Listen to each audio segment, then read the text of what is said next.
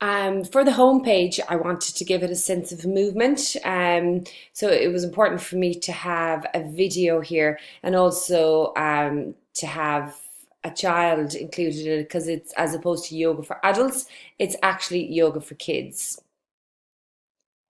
The About Me section is self-explanatory.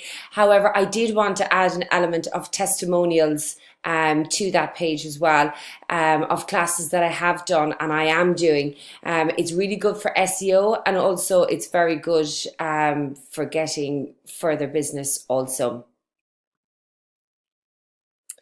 Here is a detailed rundown of each class. Each class has been thought about in relation to what is not being addressed in the marketplace at the moment. So for argument's sake, there's a class there for yoga for dads, which is something that isn't being done in my local community at the moment. Once people use and go through the details of the class, they can then go in and they can book the classes online. There are drop-in options available for the classes, but the option to book online is also there.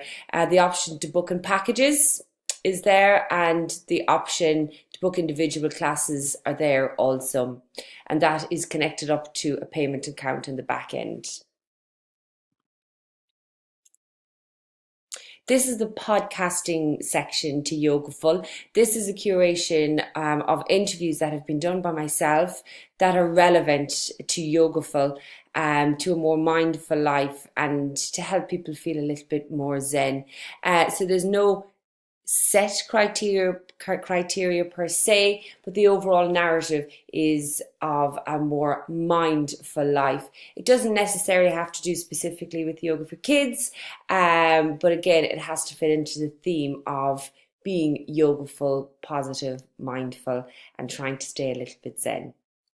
The option here, so my contact page is the final step. So there's a contact form here. You can also get in touch via Twitter, LinkedIn, and Facebook. My email address is there and also my contact telephone number.